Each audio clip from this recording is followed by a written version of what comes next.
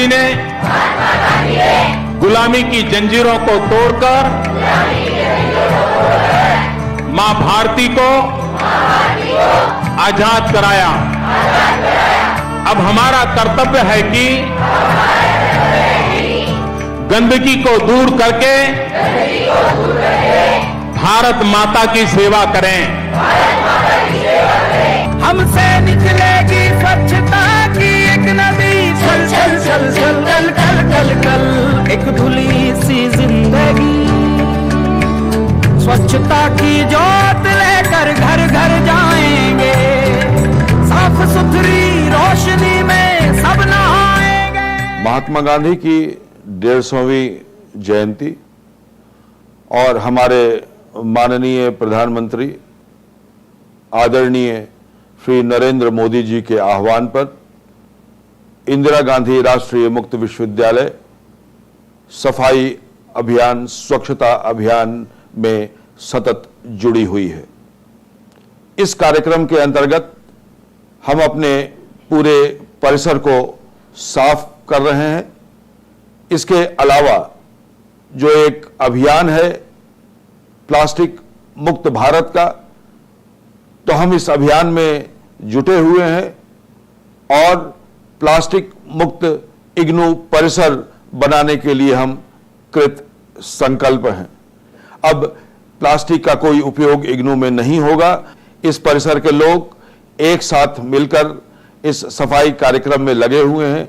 घर घर आह्वान किया जा रहा है, घर घर में लोग घूम रहे हैं और ये बता रहे हैं कि प्लास्टिक का उपयोग किस प्रकार न किया जाए और किस प्रकार यह घातक होता है। स्वच्छ भारत का इरादा कर लिया हमने, देश से अपनी वादा कर लिया हमने। पिछले 5 वर्षों से देश स्वच्छता के प्रति जागरूक रहा है।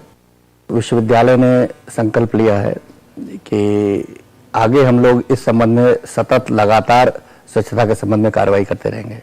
यह जो अभियान है हम लोगों ने 13 सितंबर से शुरू किया है और इसके तहत हम लोग अपने 30 लाख छात्रों तक पहुंचने का प्रयास करेंगे। उसके लिए ज्ञानवाणी, ज्ञान दर्शन का भी प्रयोग करेंगे। इस कार्य में हमारे शिक्षक, हमारे कर्मचारी, सभी लोग जुड़े हुए हैं और हम लोगों का मुख्य उद्देश्य यह है कि देश के कोने कोने में हमारे जो वीडियो और ऑडियो नेटवर्क है उसके द्वारा हम अपने लर्नर्स, हमारे जो सामान्य लोग हैं, उन तक ये पहुंचाएं कि स्वच्छता देश की आवश्यकता है। विश्वविद्यालय कृत संकल्पित है अपने इस अभियान के लिए। कूड़ा या प्लास्टिक, इन सब से विश्वविद्यालय परिसर को मुक्त करेगा। विश्वविद्यालय परिसर के बाहर भी हमने जैसा बताया कि पूरे देश में हम एक अभियान चलाएंगे और अपने छात्रों के साथ साथ उनके परिवारों, उन क्षेत्रों में भी जहां हमारे क्षेत्रीय केंद्र हैं, वे भी अपने अपने क्षेत्रों में इस दिशा में पूरा प्रयास करेंगे, जिससे कि लोग इस दिशा में पूरी तरह से जागरूक हों और हमारा देश के सभी लोग, सभी नागरिक, सभी व्यक्ति स्वच्छता अभियान के प्रति जागरूक हों। अपने घर में, अपने घर के बाहर, अपने परिवार में, अपने मोहल्ले में, अपने क्षेत्र में इस अभियान में अपनी सक्रिय भूमिका अदा करें।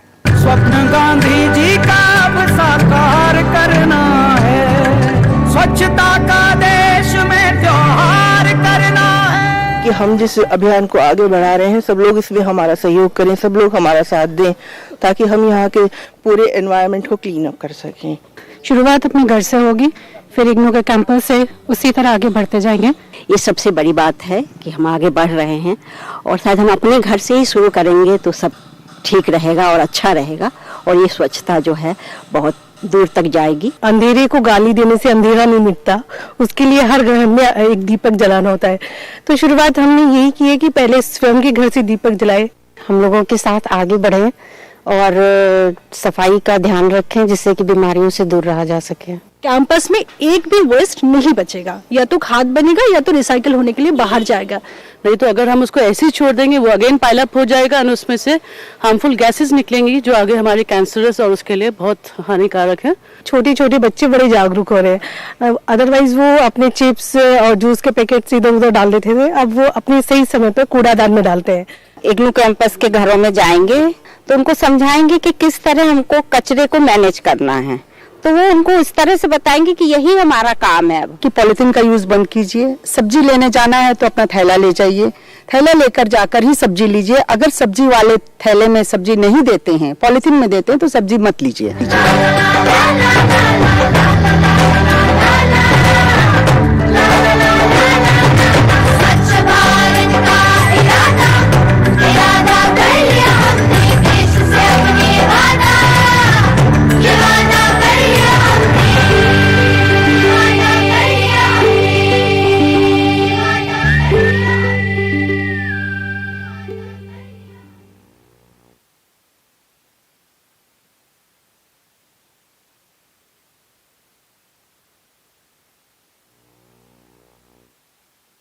वादा कर लिया हमने देश से अपने ये वादा कर लिया हमने स्वच्छ भारत का इरादा कर लिया हमने देश से अपने ये वादा कर लिया हमने। स्वच्छ भारत का इरादा कर लिया हमने, देश से अपने ये वादा कर लिया हमने। स्वच्छ भारत का इरादा कर लिया हमने देश से अपने वादा कर लिया हमने। महात्मा गांधी ने गुलामी की जंजीरों को तोड़कर मां भारती को आजाद कराया। अब हमारा कर्तव्य है कि गंदगी को दूर करके भारत माता की सेवा करें। हमसे निकलेगी स्वच्छता की एक नदी, चल चल चल चल चल चल चल चल एक धुली सी जिंदगी। स्वच्छता की जोत लेकर घर घर जाएंगे, साफ सुथरी रोशनी में सब नहाएंगे। महात्मा गांधी की 150वीं जयंती और हमारे माननीय प्रधानमंत्री आदरणीय श्री नरेंद्र मोदी जी के आह्वान पर इंदिरा गांधी राष्ट्रीय मुक्त विश्वविद्यालय सफाई अभियान, स्वच्छता अभियान में सतत जुड़ी हुई है। इस कार्यक्रम के अंतर्गत हम अपने पूरे परिसर को साफ कर रहे हैं। इसके अलावा जो एक अभियान है प्लास्टिक मुक्त भारत का, तो हम इस अभियान में जुटे हुए हैं और प्लास्टिक मुक्त इग्नू परिसर बनाने के लिए हम कृत संकल्प हैं। अब प्लास्टिक का कोई उपयोग इग्नू में नहीं होगा। इस परिसर के लोग एक साथ मिलकर इस सफाई कार्यक्रम में लगे हुए हैं। घर घर आह्वान किया जा रहा है, घर घर में लोग घूम रहे हैं और ये बता रहे हैं कि प्लास्टिक का उपयोग किस प्रकार न किया जाए और किस प्रकार यह घातक होता है। स्वच्छ भारत का इरादा कर लिया हमने देश से अपनी वादा कर लिया हमने। पिछले 5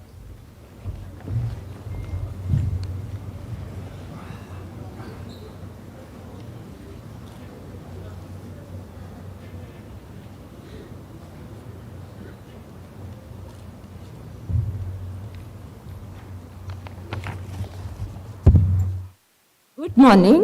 On the occasion of the National Education Day being hosted by the School of Education, I extend a very warm welcome to the guests present here.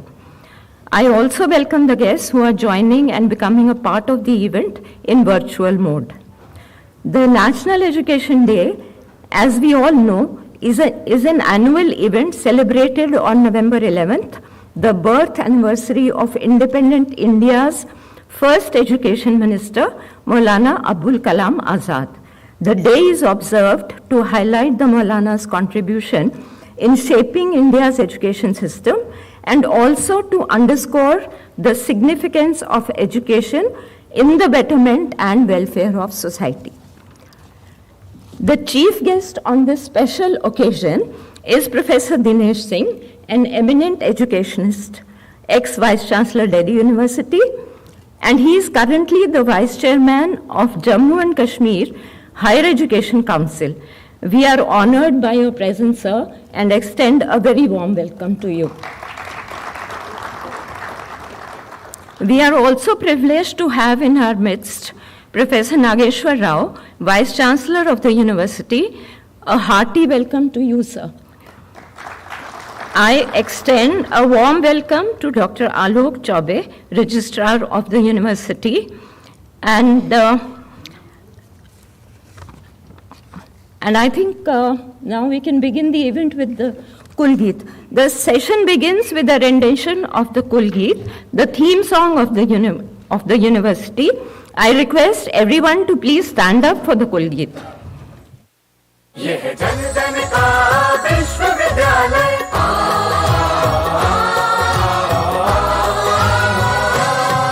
ये है जन जन का विश्वविद्यालय, सरल सुगम शिक्षा का आलय, जन जन का विश्वविद्यालय, जन जन का विश्वविद्यालय।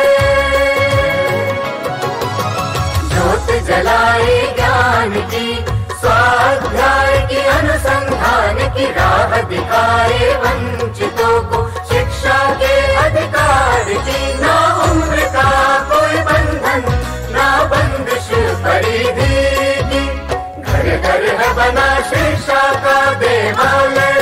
ये है जन जन का विश्वविद्यालय, जन जन का विश्वविद्यालय, जन जन का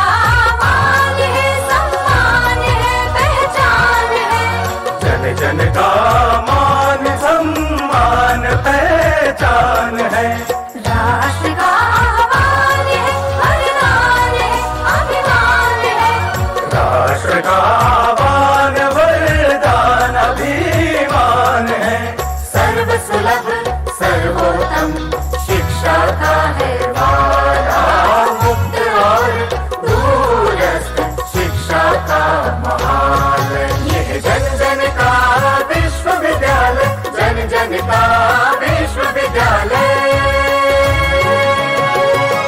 देश विदेश पटल पर भूषित, नवाचार से सज्जित, गुणवत्ता से परिपूरित, ज्ञान वाणी ज्ञान दर्शन, ज्ञान कोश से संचित, ज्ञान कोश से संचित, सर्वगुण संपन्न शिक्षा का हिमालय, शिक्षा का Himalaya.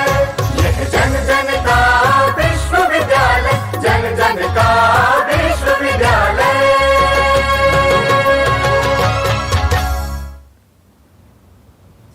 Thank you.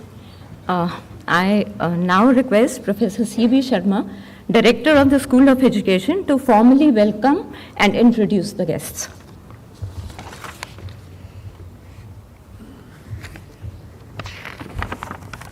Thank you very much, Poonam. At the outset,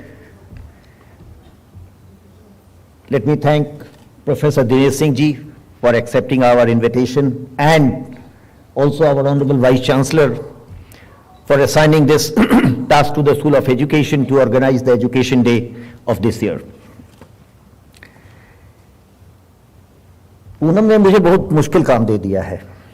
मुझे स्वागत भी करना है अतिथियों का, अपने लोगों का, और परिचय भी देना है अपने चीफ गेस्ट और गेस्ट का। मैं अपने कुलगुरु के बारे में क्या बोलूं? Our Vice Chancellor, everybody knows, so I am at a loss of words. He is so humble, so down to earth, so friendly, and he has been with us for the longest period, I believe, as Pro Vice Chancellor, acting Vice Chancellor, and then Vice Chancellor, and over the extended period as Vice Chancellor. हम में से सब बिल्कुल अधिकार के साथ इनके कमरे में जाते हैं, इनसे बात करते हैं, और कभी ऐसा अनुभव ही नहीं किया कि एक वाइस चांसलर हैं, ये तो हमारे परिवार के सदस्य हैं। तो मैं निश्चित तौर पर इनका परिचय तो नहीं करा पाऊंगा और कराने की हिम्मत करूंगा, ये तो हमारे मुखिया हैं।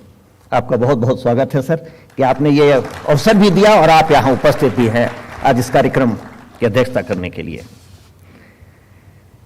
Equally or more difficult is the job to introduce Professor Dinesh Singh, someone who you admire, adore, and know so much about that you again don't understand which facts to mention and which facts not to mention. Perhaps it would be a cliche to start with by saying Padma Shri Professor Dinesh Singh. मुझे ऐसा नहीं लगता है कि पद्मश्री दिनेश सिंह करना चाहिए। दिनेश सिंह जिन्होंने इस अवार्ड को लेकर के अनुग्रहित किया है पद्मश्री को, ये विद्वान हैं, देश के और दुनिया के सबसे शीर्ष संस्थाओं में पढ़े हैं, गणित के जाने माने दुनिया के एक्सपर्ट हैं। इनकी पढ़ाई सेंट स्टीफेंस कॉलेज से हुई, इंपीरियल कॉलेज से हुई, जहां वो इनलैक्स पर गए थे। इनलैक्स पाना अपने आप में एक बड़ी उपलब्धि है। और जिस विषय पर इन्होंने काम किया और जिस समय में काम किया, उस वक्त में इस विषय पर काम करने वाले बहुत कम लोग थे। दुनिया भर में माने जाते हैं और आज भी कई विश्वविद्यालयों में ये एडजंक्ट प्रोफेसर हैं, विजिटिंग प्रोफेसर हैं। भारत के कई विश्वविद्यालयों के ये चांसलर हैं और उनको मार्गदर्शन देते हैं। मुझे याद पड़ रहा है 2011-12 में शायद, जब हमारे माननीय प्रधानमंत्री आज के तब गुजरात के मुख्यमंत्री हुआ करते थे और उन्होंने पहला वाइब्रेंट गुजरात किया था, तो शिक्षाविदों में प्रोफेसर दिनेश सिंह को ही बुलाया था और इनके जो विचार थे उनको उन्होंने गुजरात में लागू किया था। और if I am not disclosing something very personal between us, our prime minister keeps consulting him on very very issues.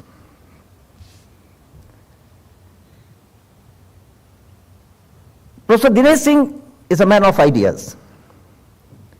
He has introduced many new ideas in many universities, and now that he is the Vice Chairman of the Higher Education Commission of Jammu and Kashmir, and I am closely associated with many universities in Jammu and Kashmir, I know his ideas are being implemented in the state with great results. I don't think it will be out of place to mention the 4-year degree program, sir, your dream project, which is now the national policy. We were the front runners. You implemented it in Delhi University, and now it is the national policy, which is a very forward-looking policy. मैं बोलते जा सकता हूं, चीजें याद कर आ रही हैं और मैं बोलता जा सकता हूं, लेकिन मुझे ऐसा लगता है कि मैं ये कह के खत्म करूं कि इसका आधा ही श्रेय प्रोफेसर सिंह को जाता है। ये एक महान गणितज्ञ के पुत्र हैं, महान एजुकेशनल एडमिनिस्ट्रेटर्स के पुत्र हैं, उदित नारायण सिंह, जिनको कि सब लोग जानते हैं। और ये तो आपको विरासत में मिली है सर, ये तो जीन में है आपका, मैथमेटिक्स और एजुकेशनल एडमिनिस्ट्रेशन, तो आधा ही श्रेय आपका है। हम सब उनके काम को जानते हैं। जो ऑक्सफोर्ड ऑफ द ईस्ट जाना जाता था, इलाहाबाद यूनिवर्सिटी, उसके वो कुलपति रहे, दिल्ली यूनिवर्सिटी के प्रो वाइस चांसलर रहे, और उन्होंने भी कई ऐसी चीज़ें की थी जिसके कारण वो कई बार परेशानियों में पड़े। मैंने उनका बायोग्राफी पढ़ा तो जाना, और वैसे ही परेशानियां आपको भी उठानी पड़ी हैं, लेकिन ये तो उन लोगों को होता ही है जो समय के आगे सोचते हैं। मैं क्या बोलूं, मुझे लगता है मुझे केवल इतना बोलना चाहिए था, he is professor Dinesh Singh. Thank you very much.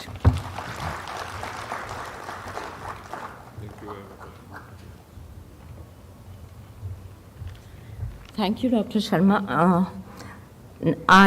As a token of respect to the chief guest, I now request Professor Nageshwar Rao to honor Dr. Dinesh Singh by presenting him with a shawl and a potted plant.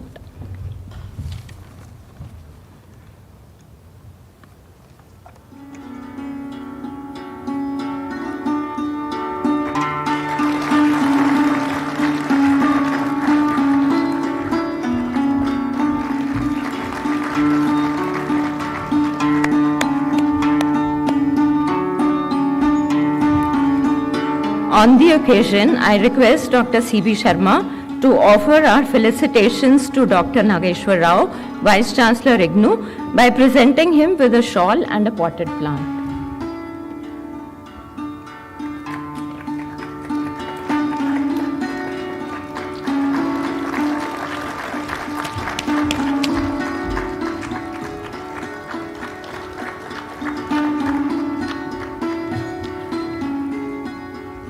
To felicitate the Registrar, Dr. Alok Chaube, I request Dr. Anjali Sohane, Faculty School of Education, to present him with the potted plant.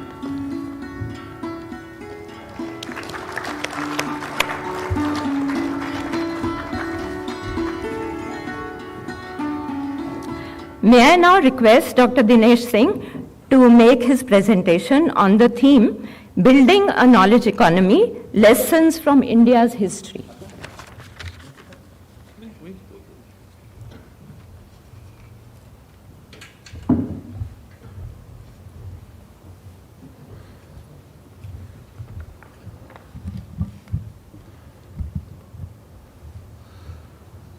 आदरणीय professor Nageshwar Rao, कुलपति Indira Gandhi national open university, आदरणीय professor Sharma, doctor Alok Choubey, madam,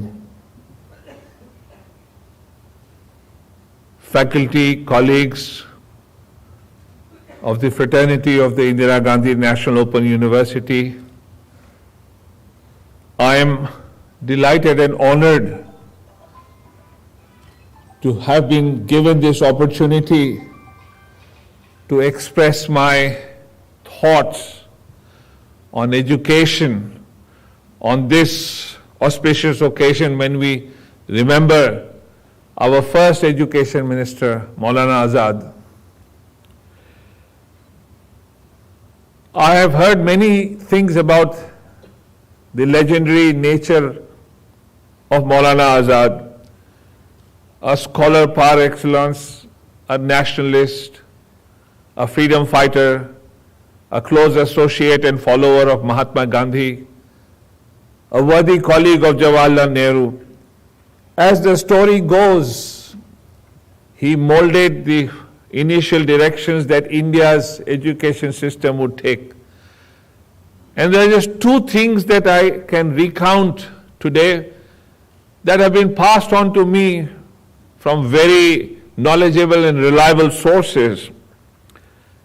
That much as he was a man of the humanities, the liberal arts, there was a critical occasion when those who were responsible for charting India's course very soon after education were trying to contemplate how and what should be emphasized, and most who were present were involved in the process of trying to keep the minister pleased by emphasizing very much on the role that humanities and the liberal arts play. And they said that these are the pillars that will take the country forward. And apparently, as I've been told, Maulana Azad very quietly in his own way said, we have had enough pillars now, let's now build some structures on them. And he said sciences should also be allowed to flourish. That was the kind of liberal, all-encompassing vision that Maulana Azad had. I have also been told that there were occasions when education would be discussed either in the cabinet or on other occasions. He would hold his own in discussions with the Prime Minister. And it was not easy to do that given the stature of the late Jawaharlal Nehru. But Maulana Azad, and I have this on record, held his own views and managed to prevail upon the Prime Minister. So it is but natural that we should remember him on his birthday by celebrating the National Education Day. I am grateful to Professor Nageshwar Rao that he has remembered me on this occasion. I am not sure if I am the best choice, but I am grateful that he has reposed his faith in me, and I will do my best to justify his choice. And the same applies to Professor Sharma, who also has this misplaced sense of faith in me just because he is fond of me. I must admit, though, that education is dear to my heart. And as little as I've understood the march of history, no nation has been able to make progress in the true sense unless they have built their systems of education in the right way. And from what I can understand, There are enough lessons even in India's history that tell us how education should be nurtured for the future. And I mean by lessons that have worked in the past in practical ways. The surest way of making a country progress is to make it economically strong, self-sufficient, recognized in the world. And one of the surest and most sensible ways is education. And I can tell you that in modern times, when I look at those nations that have done well in these senses that I've just enunciated before you, then I find that right at the center of all of these endeavors, the principal reason for success lies in the fact that they have built good institutions of education. No country can make any progress until its economy does well. And if you look at any country, as I just mentioned, then you will find systems of education behind it that have made it do well. And if you look at India's history, so I refer to the monumental work of Angus Madison on the economic history of the world, from the 1st century AD till about the 18th century. And Madison's work is monumental by any standards, by any viewpoint. And Madison has built his work on hard data, facts.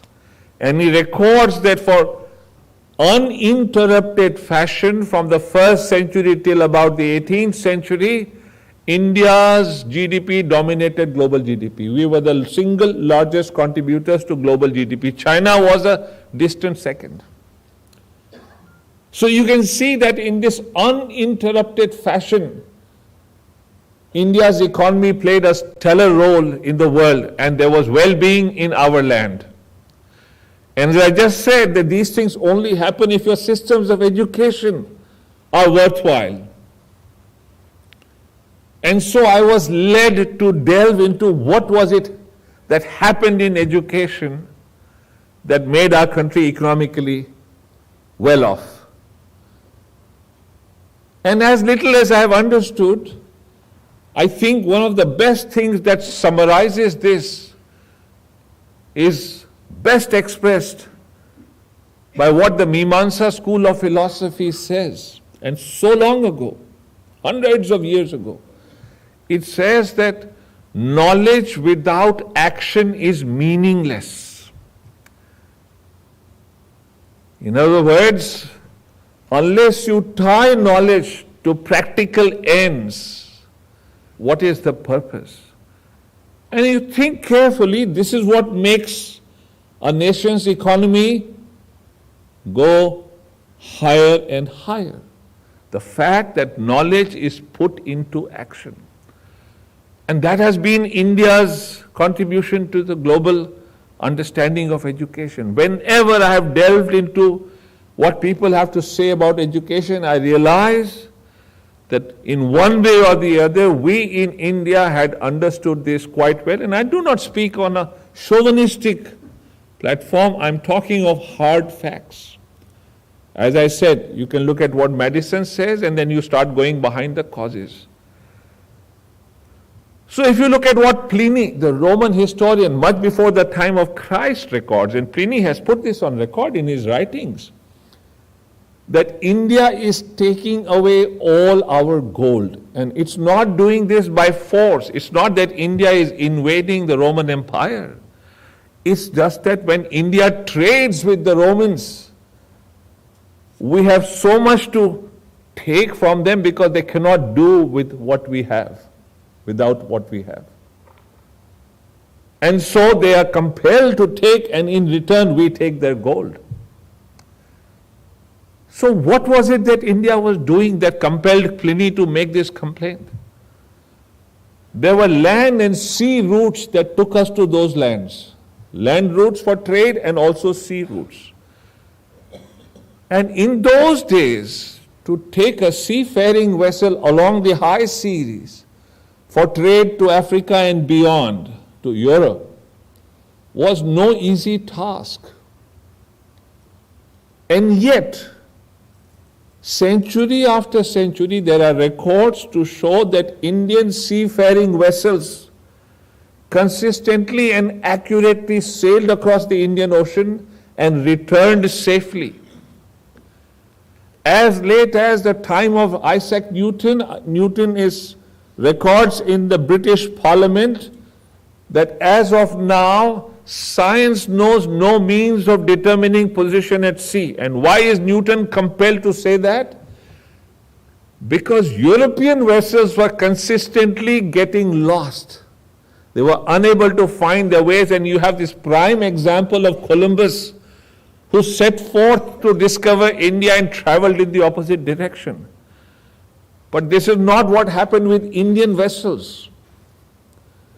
And what evidence do I have? And without seafaring vessels of accuracy and safety, you cannot indulge in profitable trade.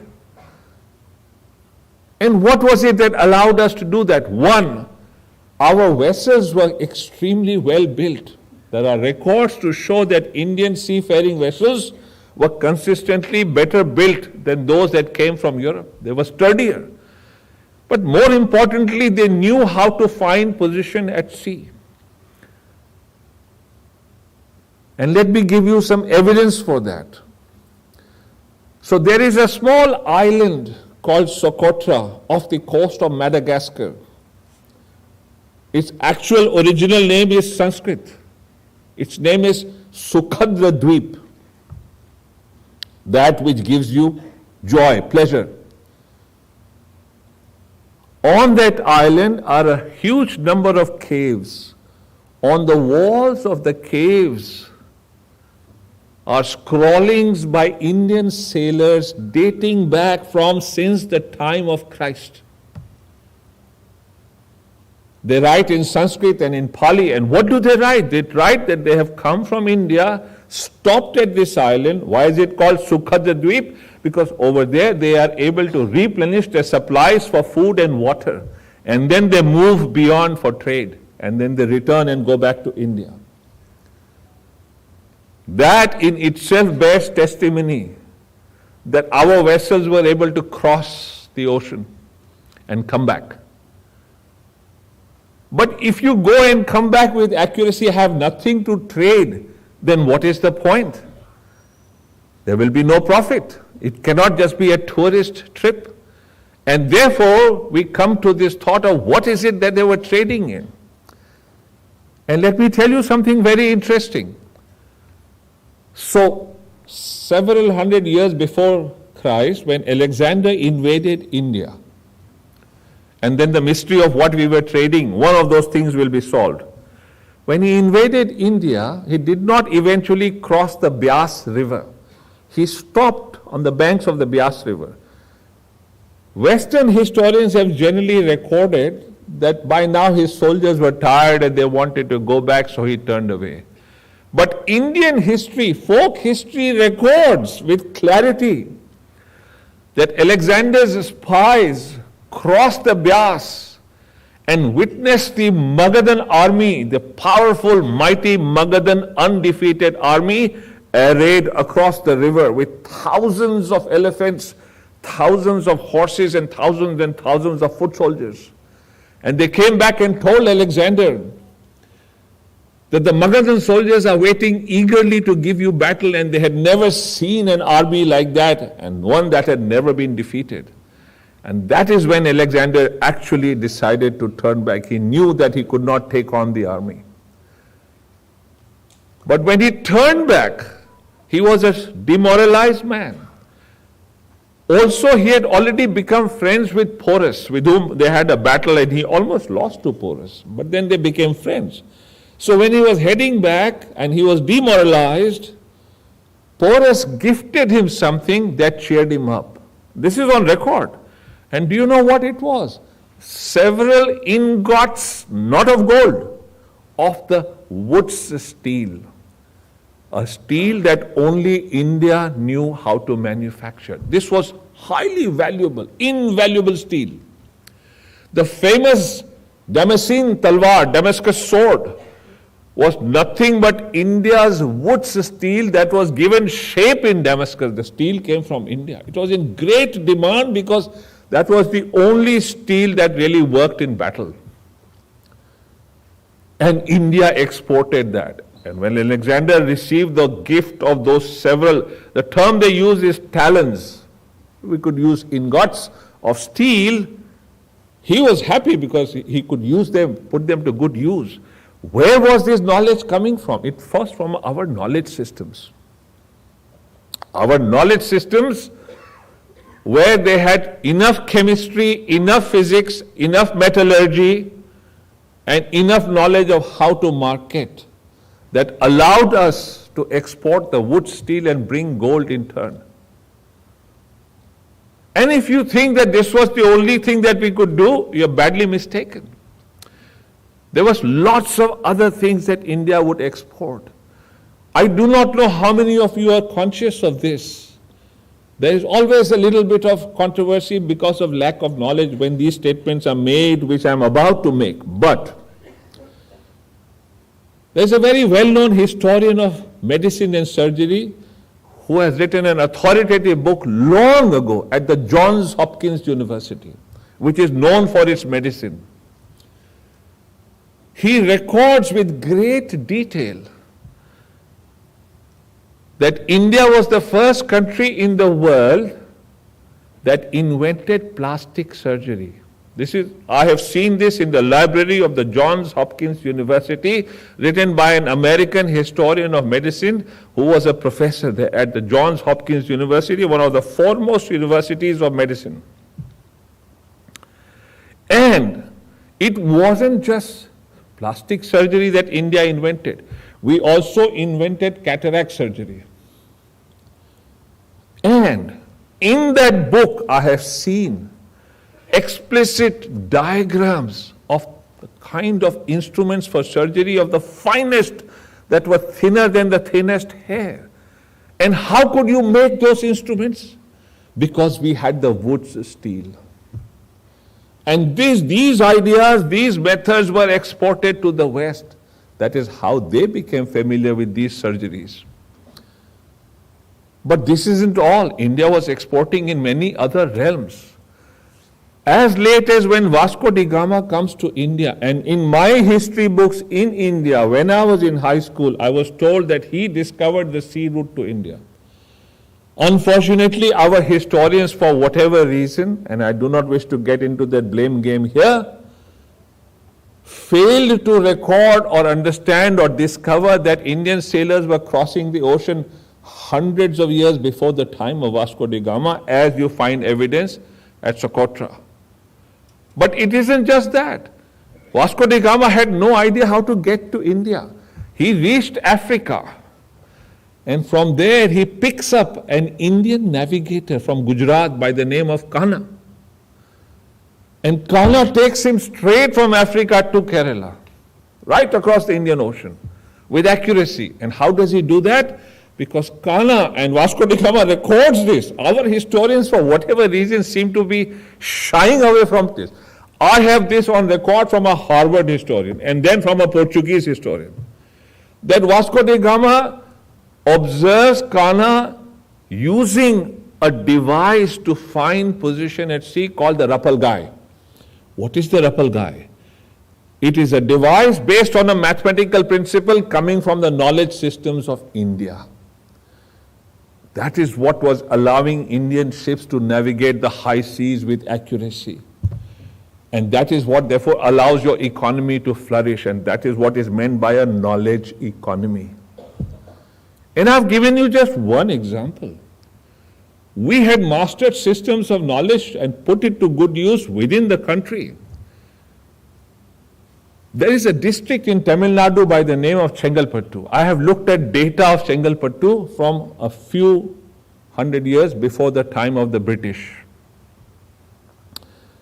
because they were very good at record keeping at Chengalpattu. They must be good at other places, but I have the data of Chengalpattu. In Chengalpattu, half the population was engaged not in agriculture, but in other trades and other skills, and only half was engaged in agriculture.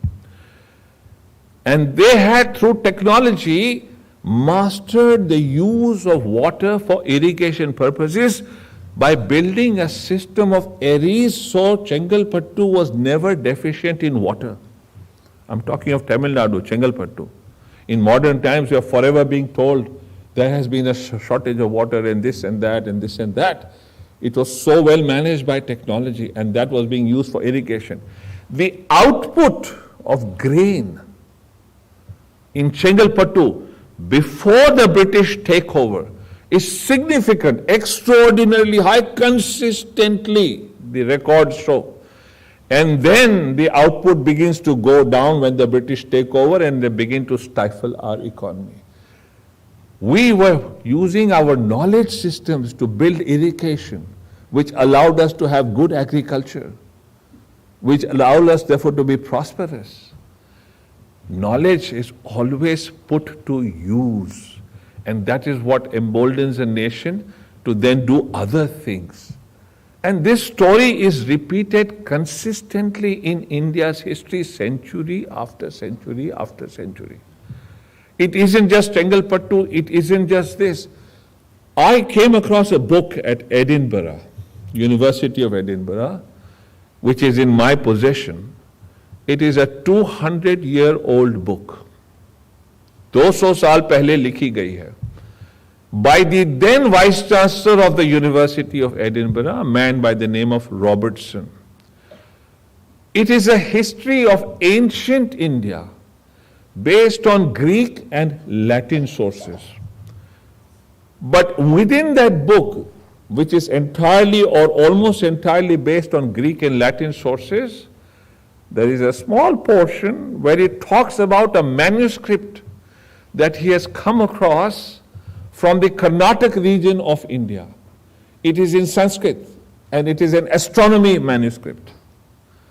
So he engages the services of the professor of mathematics at Edinburgh University. And together they decipher the manuscript. And I want you to understand this. One, when they decipher the manuscript, they realize it is mathematical, astronomy based on mathematical readings. That it is the recordings of a night sky in the Karnataka region. And the date on which they say they have made the recording is established by their own mathematics at Edinburgh to be the exact date on which they say they have made the recording. You can do that mathematically. So it is actually dating back to the date on which the recording was made. How old was that date? 5,000 years ago. 5,000 years ago, mathematically established by Edinburgh, date on which the night sky has been read in Karnataka. Just look at that. More importantly, Robertson writes that the mathematics that they have used is of the order of sophistication of spherical trigonometry. I'm sure in high school you must have done plane trigonometry, which you use to do many things like finding heights and distances. Spherical is three-dimensional trigonometry. It's that much more complicated. And India had used spherical trigonometry to understand astronomy 5,000 years ago. No wonder we could chart our positions at sea with such accuracy when we navigated the high seas. That was the reason. And that is how our knowledge was being put to use. We were building nautical tables that were based on knowledge coming out of our systems of education. Those tables allowed us to navigate the high seas. Where did this come from? From our knowledge systems that invented trigonometry. Most people think trigonometry is of Greek or Latin origin. Not in the least. Trigonometry was invented in India. There are records to show that it existed definitely just after the time of the Christ. Maybe much before that because of this manuscript. But at least there are records to show. And then, how did we put it to use? So Indian knowledge systems Why were they studying the heavens? Why did Newton study the heavens? He was really trying to establish times of some biblical events. In exactly the same way, Indian astronomers were studying the heavens just to be able to understand how you could find position. And so in the course of trying to understand astronomy, they built spherical trigonometry, first trigonometry. The words sine and cosine in trigonometry are not of Greek or Latin origin. They were Indian words called jya and koja. Sine and cosine. And from us they went to the Arabs because we used to trade through the Arabs with Europe. And so knowledge was also being transmitted like that.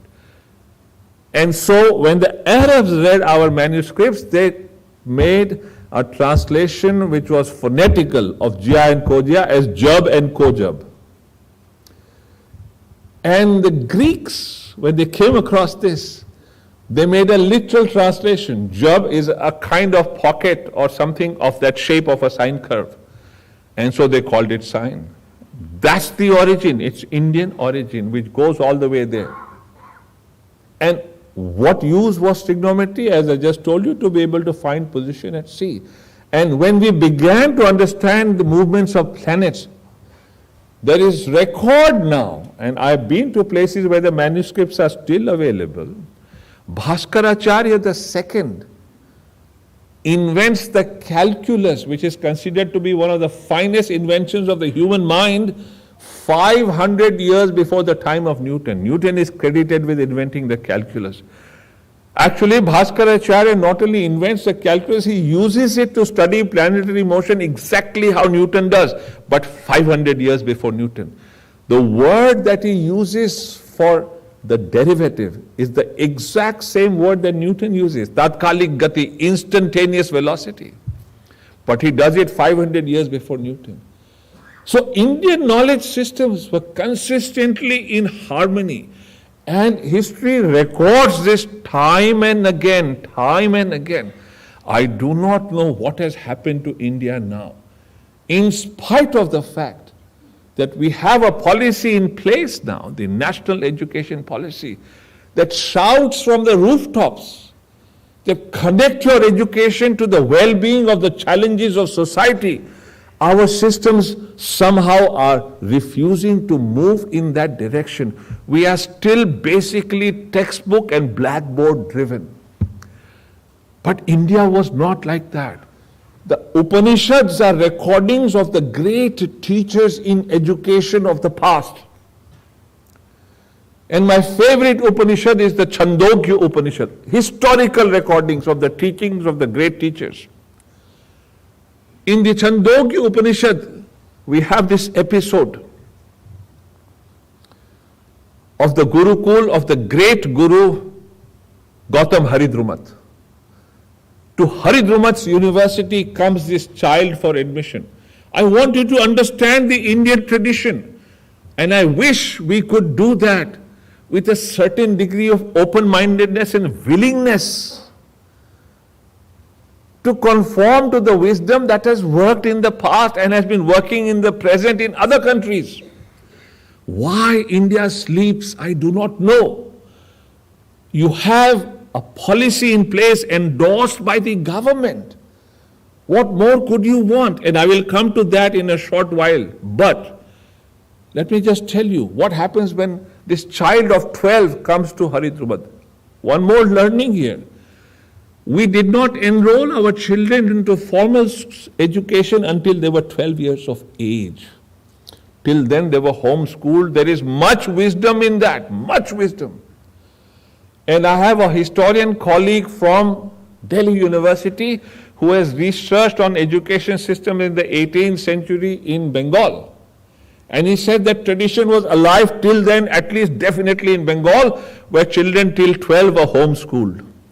And then they went off to higher institutions. And it has worked well for India. That's why medicine records that we dominated global economy. What happens at Haridrumat's Gurukul when this child of 12 comes? Haridrumat says, child, what is your lineage? Because we admit only Brahmins. And the child says that I asked this question of my mother when I set forth for your Gurukul. And my mother said that I have worked as a maid in many homes and many men have taken advantage of me. I do not know who your father is. My name is Jabala. You are Satyakam. Proclaim yourself proudly as Satyakam, son of the maid Jabala.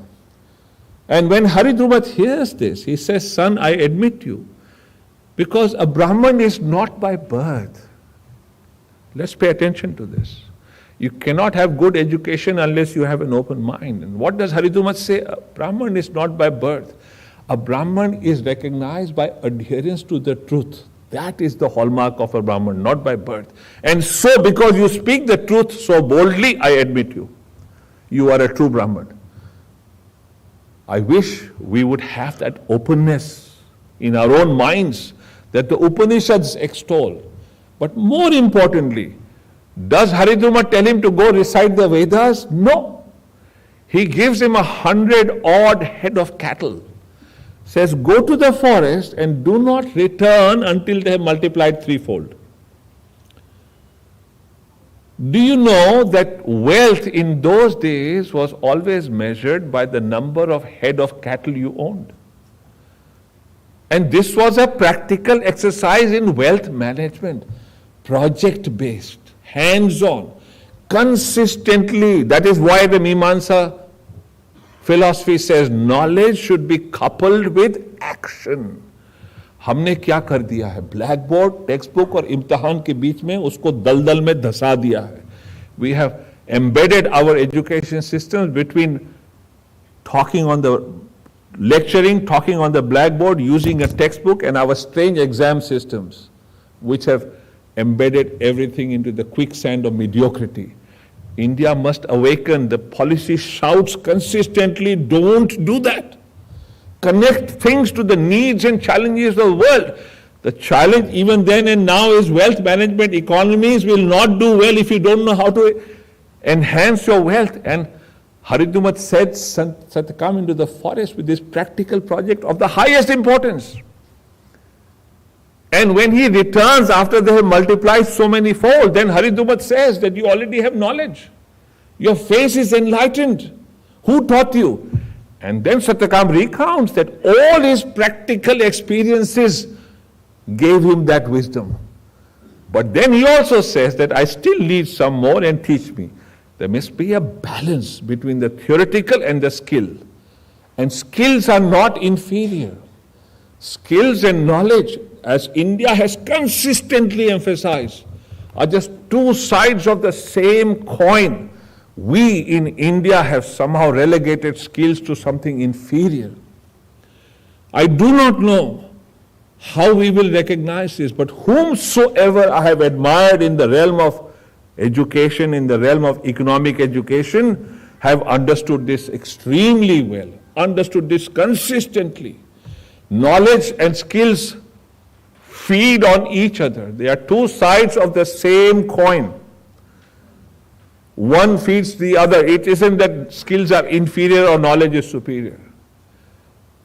And I can give you hundreds of examples, but here is Haridrumat's own example with Satyakam. And give me one school of management which teaches you wealth management rather than first using a textbook, giving you some project-based exercises. The Tony Blair Foundation, sir, has just released a report that the only pedagogy that really works is problem-solving practical problems through collaborative projects. They don't say write on the blackboard or give a written exam. I am very hopeful that IGNOU, which has been a pioneer in so many ways, will also be a pioneer in this pedagogy that the national education policy has espoused even before the Blair Foundation's report. And now I find consistently universities are changing over to this method world over. No matter where I go, people understand this. What do we do otherwise? And why are we therefore not putting knowledge to the use of the economy? Because our systems are not connected to the needs and challenges of the world, of society, of the country. We teach in abstraction. How do I know that? Because I have been a university teacher. for years and years and years. My own discipline is taught in such a way that everybody is really going to be a research mathematician of the order of Srinivas Ramanujan, whereas 99% of students who even take mathematics when they are compelled to take for no other reason that they couldn't get any other discipline, take it simply because they have no other choices. They don't want to be Ramanujans. The 1% that they want to must be allowed. But what about the vast majority? They find no connection with mathematics and the real world. There is a discipline in mathematics that is taught in every university, even the IITs, called fluid dynamics. Consistently, I have failed to find students who can tell me that they like the subject. And I once conducted an experiment with a large number of students who had studied this subject. And I asked them, how many of you would like to work with me on a project in fluid dynamics? And not one hand went up. And then I said, how many of you would like to help me build a jet fighter? And all hands went up. And they had no idea that I was talking of the same thing. They had no idea. Because they have never been told to use fluid dynamics in practical ways to build an aeroplane. Why do you think we are forever importing aeroplanes? Because our knowledge systems are not geared to the needs of India the way they should be. इसी को आत्मनिर्भरता कहते हैं, जब हमारे knowledge systems इस दिशा में बढ़े आगे. That is the point I'm trying to make. And if you think that I'm talking alone in the wilderness, no, Mahatma Gandhi consistently said that in education, remember, Gandhi was qualified to speak on education like other things only because he experimented. Gandhi ji किसी भी चीज पे कुछ भी नहीं बोलते थे जब तक प्रयोग करके वे अपने लिए निष्कर्ष नहीं निकाल लेते थे. And what does he say in education? He first set up a school in South Africa, which he ran himself. Then he set up a university in Ahmedabad that functions till today, a full-fledged university, Gujarat Vidyapith. Then at Wardha, he set up a polytechnic for women on its governing body. He put India's foremost scientists, Raman, Bose, all of them. And they say he was against science. पता नहीं कहाँ से लोग ये कैसे निकाल लेते हैं सारे अपने दृष्टिकोण. And then what does Gandhi say? He says, in education, what you do with your hands will enter your heart. But this is not just Gandhi. Rabindranath Tagore 100 years ago says exactly the same thing. He says education in India has been confined to the blackboard and the four walls of the classroom. It has nothing to do with the real world. Think about this.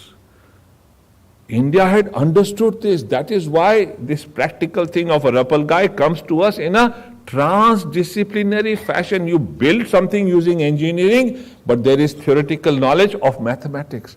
This business of not interdisciplinary. अभी क्या fashion हो गया है राव साहब कि जब हम कहते हैं पॉलिसी कहती है कि डिसिप्लिन्स को आपस में लेन देन रखना चाहिए, तो policy makers जो local level पे हैं, what do? They say, okay, he's learning maths, give him one lecture, one course on poetry. That's not what it is about. It is about how poetry and mathematics interact with each other. Otherwise, this is not transdisciplinarity.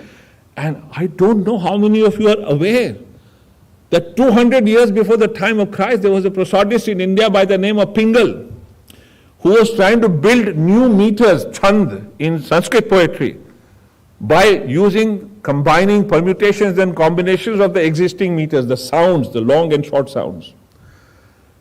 But because he knew mathematics, he builds a mathematical device to be able to create new meters. नए छंद का आविष्कार कैसे किया उन्होंने? He invented a device called the Meru Prastar, steps leading to the mountain top. It is a mathematical device that Europe invents 1800 years later, and it is world famous as Pascal's triangle. India had done this 200 years before the time of Christ.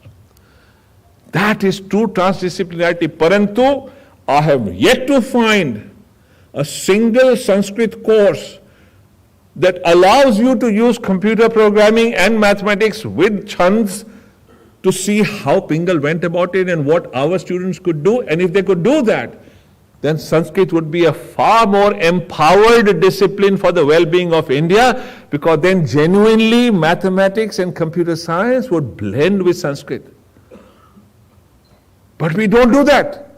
And God knows how much we could have invented. God knows how many algorithms, God knows how many apps. If we had understood Pinger's method through IT, the lens of IT and mathematics working together. And we don't have to be afraid that we as teachers don't know this. It is the students who will find the way, become co-journeymen with them. And it will work. You should not be knowledgeable all the time.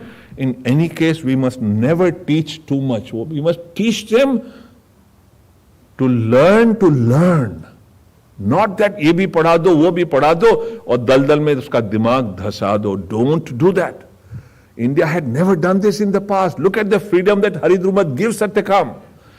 कहते नहीं है कि syllabus से ये भी पढ़ लो वो भी पढ़ लो, जाके ये करके लाओ फिर हम बात करेंगे. But we don't do that. However, sir, just look at other countries. All of us are familiar with Google. It has become synonymous as a search. Google kar lo. But how many of us have tried to understand why this is a prime example of what is called an instrument that builds a knowledge economy? How? So let me tell you. Some years back, I looked at the quarter results of Google. 3 महीने का financial results. उस वक्त Google 10 वर्ष पुरानी संस्था थी, 10 years old. उसके पास it had 10,000 employees. And I looked at all the Indian IT companies, all of them, naam nahi leta, all of them. And each one of them on an average had more than 100,000 employees. बहुत ज़्यादा. And Google अकेले alone in one quarter was earning more than all the companies put together for the whole year. Why? Because Google runs on a knowledge idea. And our IT companies, with the greatest of respect to them, largely do manual work. There is no knowledge idea driving them. But Google runs on an undergraduate mathematical idea and just smart coding that even a schoolboy can do. But do you find any institution that merges mathematics, IT, search? Has anyone at an undergraduate level tried to get our students to understand how the search engine works? As far as I know, no. And whenever I have tried, I have had astounding results. Astounding results. So I'm not talking in thin air. I've conducted experiments year after year after year for 20 years and more. And I have found how one could blend knowledge with practical needs and enhance economic well-being. So, at Delhi University, at the Innovation Center, we ran some degree programs. One of them was called B.Tech Innovation with Mathematics and IT. But the only prerequisite was that you should have had maths as your 12th grade subject. Even that I feel is not necessary, but sometimes you have to give into some practical considerations. And the first batch, there have been many batches and all of them are doing exceptionally well. But I remember it was a 4-year program, and it still runs as a 4-year program. By the time these kids, the first batch, had entered 3rd year, Google, with whom they were working closely as they were with many other companies, told me that we prefer these students to any IIT or any other institution. Why? Because these were original inventive students who could put knowledge to practical use. 10 startups came out of that batch. One of them is now a multi-million-dollar enterprise in Silicon Valley. There are others functioning in India with great success. That's how knowledge is put to practical use. And that is what we are doing now in Jammu and Kashmir. We have built a degree there called Design Your Degree. That's the name of the degree. It's in complete conformity with the national education policy. And its pedagogy is collaborative project-based learning. The teacher becomes a fellow explorer. There is a balance between knowledge and practical things. And I remember one of India's leading IT czars went there and gave a lecture, and he came back, and this was when the first batch had spent only 2 months. And he said that these students are geniuses. And I remember the first day when the batch had come from high school and had been admitted, all of us thought, will we be able to succeed with these kids? They're just like every other child is a potential genius. In just 2 months, their minds had been set on fire. because they were putting things to practical use all the time. But so they worked on Kabir, but also did practical things with Kabir. And this is how you do that. This is how you ignite their minds. Look at any person you admire. Let's pick up, say, Newton. Extraordinarily gifted with his hands, a skilled craftsperson. That is why Newton is able to discover the laws of light. Because he builds things with his hands, and he is a gifted craftsman. You heard of the Webb telescope, which is NASA has put in outer space, and also the Hubble telescope. I don't know how many of you know this. There are two kinds of telescopes. One is a refractor telescope, when you look at the object directly. The other is a reflector telescope, where you reflect on a perfectly ground concave mirror, and then you look at that, not at the object. The object is reflected here. That is a better telescope. That is what the Hubble uses. That is what the James Webb telescope uses. Who invented that? Newton. Newton did that. He was really good with his hands. Einstein, who invented general relativity, such a great theoretical thing, extraordinarily gifted with his hands. He worked on the shop floor of his father's electrical goods factory.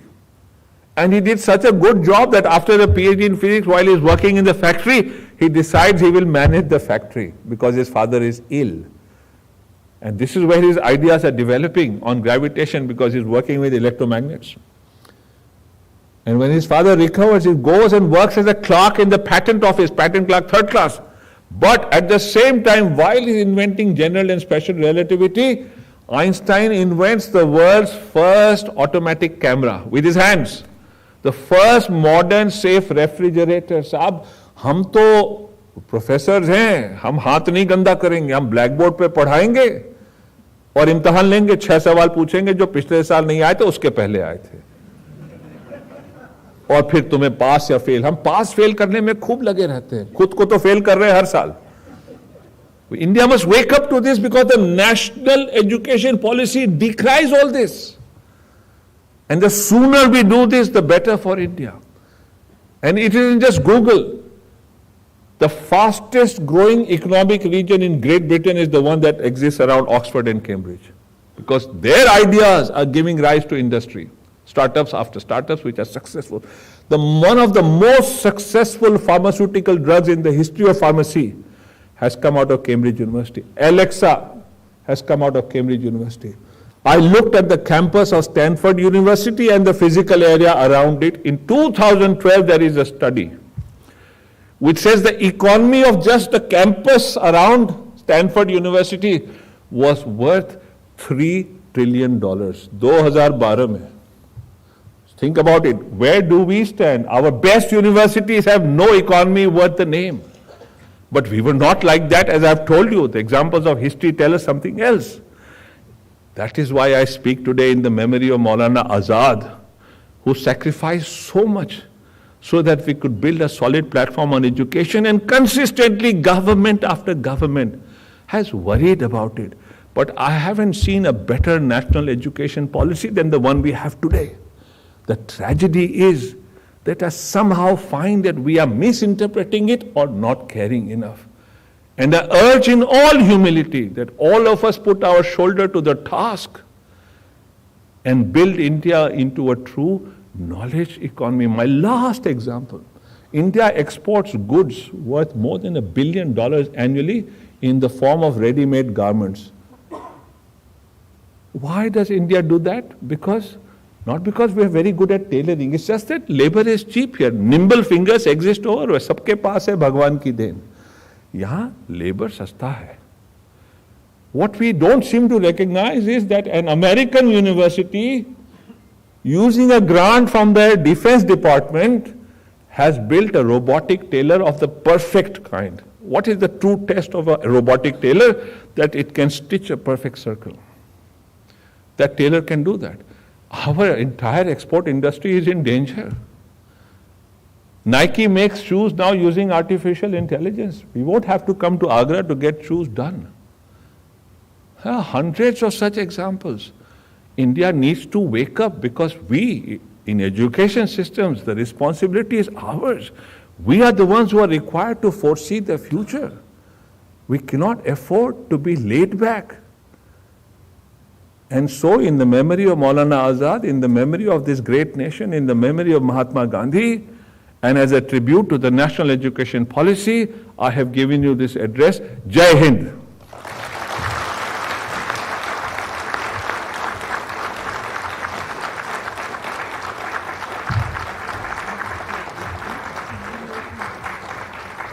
Thank you very much, sir.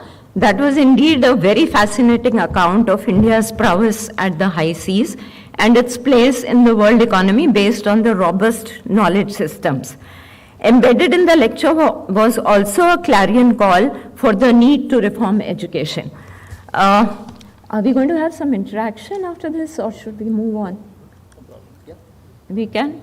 So may I now invite some questions based on the lecture that was presented here? And maybe we just have about 5 to 10 minutes for the questions.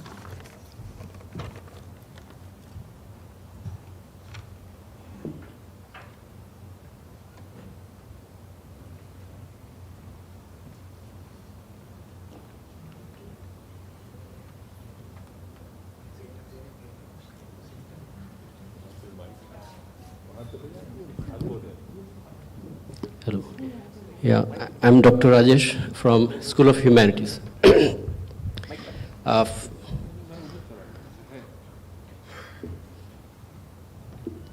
Yeah. I think first of all, let me congratulate you for a wonderful lecture that you delivered today, and it was much more relevant also for all of us. Given the fact that, the national education policy talks about multidisciplinarity, and also I would say, it's promoting, digital humanities also, that methodology which is coming up nowadays. Given all these perspectives, when we look at our society, Indian society, and the kind of students which we are having today, and national education policy talks about bringing all the students into umbrella, at a platform where, there is no kind of discrimination at all, we can say. But don't you think that there is a kind of I would say, large gap existing here between the students which are existing in cities, metropolitan cities, and the students which are, living in villages? Because, we do not have that much technology which we should be having, and because, national education policy does talk about, bringing all the students together. So I'm a little bit worried about that. I'm too much, really, I would say, admiring the national education policy, the kind of education policy which we are having, almost the best kind of education policy that we have today. But I'm not much more worried about that gap which is existing. So how do you address that gap?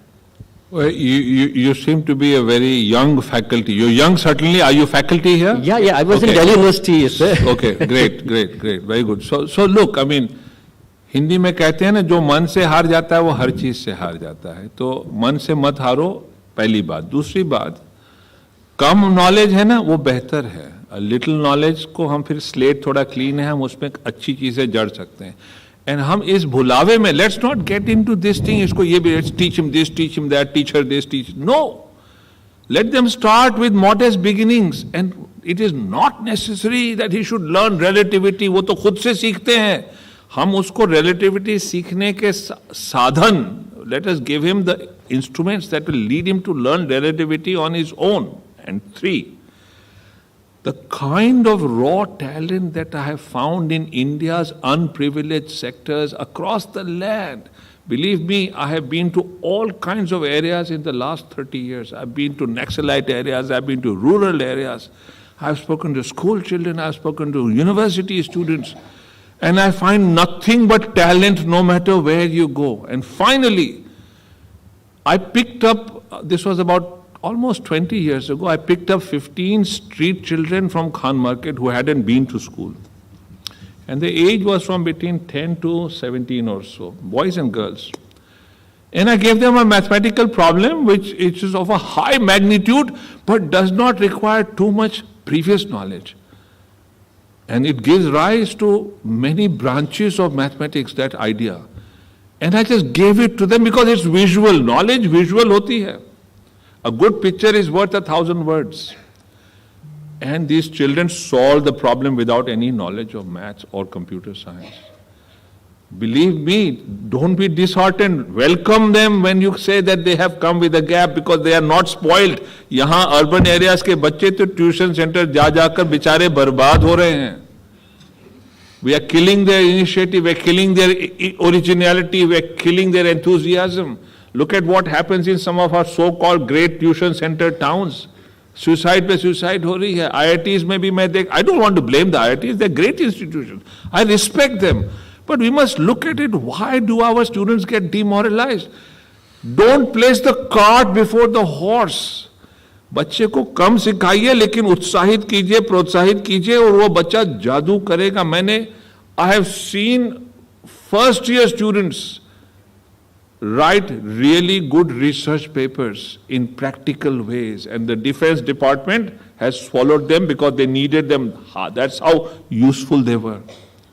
So don't worry about it, and don't believe in giving too much knowledge. I don't believe in that. No. May I ask, if permitted? Professor Singh, thank you for an inspiring lecture. I'm Rekha Sharma Sen from the Discipline of Child Development. Sir, जब बात की जाती है कि हमारे यहाँ education system का decline कैसे और क्यों हुआ, तो we usually peg this to the colonisation by the British. And we say we had a robust education system and they came and we sort of got into where we are today. To what extent is it all right to attribute the decline to this one single cause? And what are actually all the other factors which lead us to be the way we are? Followers rather than leaders now. So look, I mean, as I told you, if you look at Angus Madison's economic history, then the decline in economy starts when the British come. उसके पहले नहीं decline होता है. And what happens, it's not that they were just killing our economy. They were demoralizing us consciously or unconsciously as a nation. System of Aries Tengalpattu का खत्म कर दिया उन्होंने. वहाँ production गिर गया grain का. उनका system, they could not relate to India. They came from a different land. हमारा ethos भी नहीं, चाहते भी तो भला करना मुश्किल था. कभी तो चाहते भी नहीं थे. लेकिन जब उनका तो इरादा था कि यहाँ से कितना raw material निकाल के ले जाओ और फिर वापस बेचो या कहीं और बेचो. So they weren't all that interested. But चलो वो तो 70-75 साल पहले चले गए. Since then what have we done? Ask yourself this question कि एक भी Google हम नहीं बना सके हैं.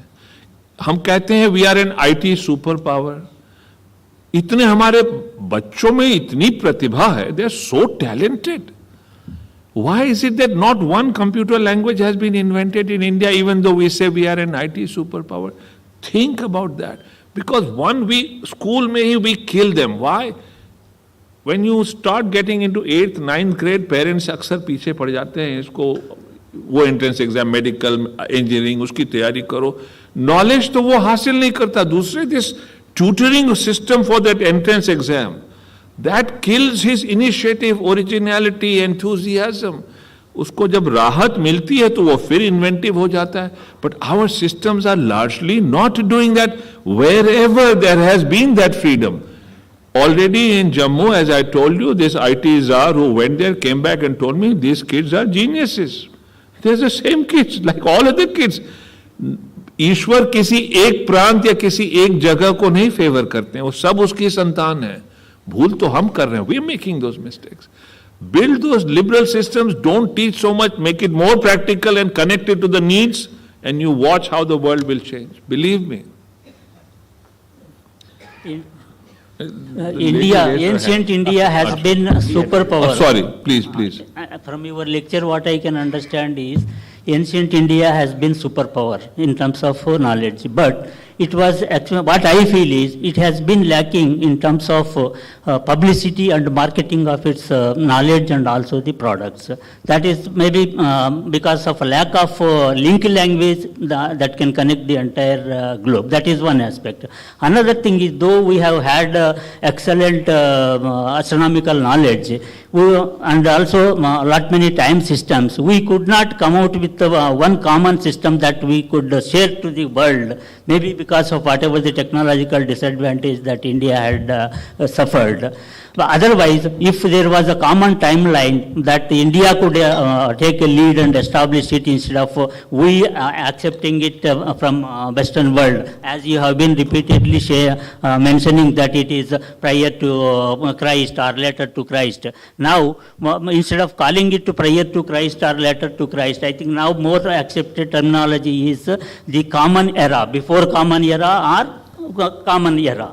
Because it is only the time system that matters. It's not the Christ or something else. I want you to react on this thing, sir. I think if I followed, you were sort of more concerned that I shouldn't call it before or after Christ and call it common era. Is that right? Because they are selling their system, time system that they have put in. This is just a marker because that immediately people can immediately resonate with it. That's all. There is nothing special about that. No, I don't refer to that because of any special reference that this is an important era. It just tells you because roughly that's the point when people start marking dates. That's why. Dates in the world, not in India. Okay. Yeah, please. Sir, आपका व्याख्यान बहुत अच्छा था, बहुत कुछ सीखने के लिए मिला और मुझे प्रोत्साहन भी आपके व्याख्यान से हमेशा मिलता रहा है क्योंकि मैंने आपको दिल्ली यूनिवर्सिटी में और मोतीलाल नेहरू कॉलेज में भी सुना है। आपके उसी प्रोत्साहन से उत्साहित होकर मैं एक सवाल जो हो सकता है अटपटा लगे पूछना चाहती हूँ। आपने उदाहरण दिया छांदोग्य उपनिषद का, सत्यकाम जवाला की कथा के माध्यम से। सिर्फ आपने कहा कि सत्य को ही ब्राह्मण कहा गया, इसलिए उन्होंने उसमें प्रवेश दिया पढ़ाने के लिए गुरुकुल में। लेकिन बहुत सारा संस्कृत टेक्स्ट में बहुत सारे उदाहरण हमारे सामने आते हैं। यहाँ तक कि अगर हम वेद का उदाहरण लें, वहाँ पे भी हमें डिप्राइव्ड सेक्शन से बहुत सारे ऋषि डिप्राइव्ड सेक्शन से आए हुए मिलते हैं। लेकिन मेरा सवाल ये है कि पूरी उस परंपरा में भी किसी भी डिप्राइव्ड सेक्शन को सत्य बोलते हुए भी ब्राह्मण नहीं कहा गया। अगर कहा गया होगा तो मेरा सवाल आपसे है।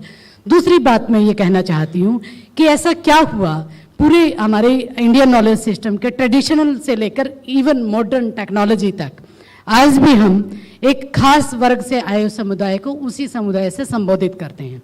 आपके विश्वविद्यालय में जब आप वाइस चांसलर रहे, वहाँ लगभग 1366 डिप्राइव्ड सेक्शन के टीचर्स थे।